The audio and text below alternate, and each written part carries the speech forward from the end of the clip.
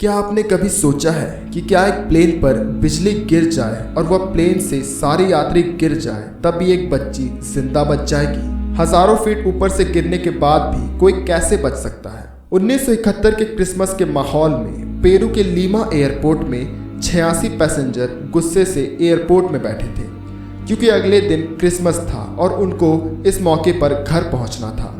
पर खराब मौसम के कारण वह डिले होता जा रहा था। पर पैसेंजर की मायूसी और क्रिसमस के मौके को देख सभी यात्रियों को लांजा फ्लाइट नंबर 508 में बैठाकर रवाना कर दिया गया, यह जानते हुए भी कि आगे खतरा है।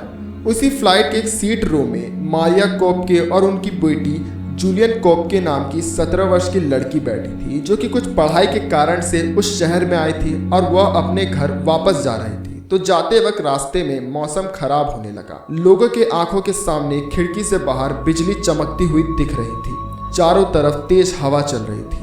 प्लेन जमीन से 6400 मीटर ऊपर था। सब डरे हुए थे कि अचानक से प्लेन के लेफ्ट इंजन में ही बिजली गिर गई। उसके बाद पूरा प्लेन ही टूट गया। प्लेन जाकर नीचे गिरने लगा और रास्ते में सारे पैसेंजर्स नीचे गिरते रहे। पर क्रैश के बाद जब जूलियन कोपके उठी तो उसने अपने आप को एक घने जंगल के बीच पाया। प्लेन के टूटते वक्त जूलियन की सीट ही प्लेन से अलग होकर जमीन पर गिरी। इस कारण जूलियन सीट में ही बैठी हुई थी और उसे ज्यादा चोट नहीं आई। जूलियन इस पृथ्वी के सबसे बड़े जंगल अमेज़न रेन फॉरेस्ट में गिरी थी। उसकी बॉडी में सिर्फ एक मिनी ड्रेस और पैर में एक सैंडल थी। साथ ही क्रैश में उसका कॉलर बोन भी टूट गया था और दाहिने हाथ में गहरे जख्म हो गए थे। साथ ही पैरों में सूजन भी आ गई थी। साथ ही उसे हाई मायोपिया था और चश्मे के बिना उसे 10 से 15 सेंटीमीटर दूर की चीजें भी क्लियर नहीं दिखती थी और चश्मा भी क्रैश में कहीं खो गया। नसीब अच्छा था कि इतने किलोमीटर ऊपर से गिरने के बाद भी वह जिंदा थी। पर अब इस घने जंगल में वह इतनी बुरी हालत में जिंदा कैसे बचती। खाना पीना कुछ नहीं था, बस उसे जंगल में कहीं से एक मिठाई का डब्बा मिला जो कि प्लेन के क्रैश होते वक्त गिरा था। प्लेन क्रैश के बाद पैसेंजर को रेस्क्यू के लिए रेस्क्यू प्लेन्स भी आए थे। पर आकाश में हजारों फीट ऊपर उड़ रहे प्लेन्स को वह कैसे बताती कि वह इस घने जंगल में फंस गई है। सामने उसे एक क्रीप दिखा।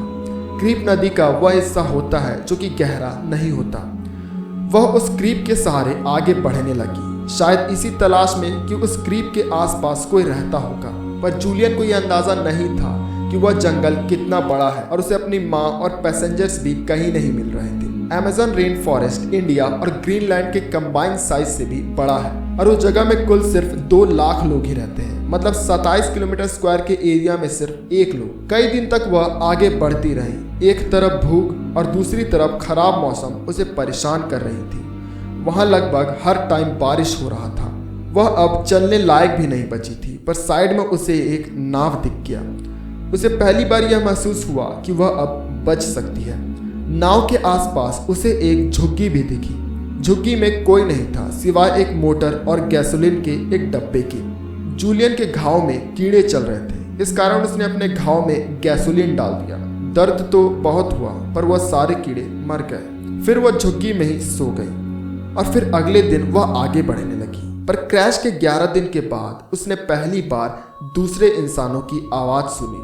वह फाइनली एक इंसानी बस्ती के पास पहुंच गई जहां पर उसे कुछ लकड़हारे मिले जो जूलियन को अपने गांव ले गए, जहां पर उसकी थोड़ी मोड़ी देखभाल कर उसे लोकल पायलट की मदद से जूलियन को उसके पिता के पास पहुंचा दिया गया। लांजा फ्लाइट 508 के क्रैश के बाद 86 पैसेंजर्स और 6 क्रू मेंबर्स में से जूलियन ही अकेली बच पाई थी।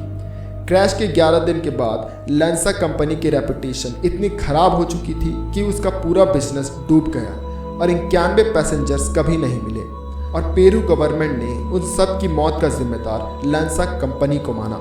उम्मीद करता हूँ आज के वीडियो आपको पसंद आया होगा। वीडियो पसंद आया तो इस वीडियो को लाइक एंड शेयर कीजिएगा और हमारे चैनल रन विद साइंस को सब्सक्राइब जरूर कीजिएगा।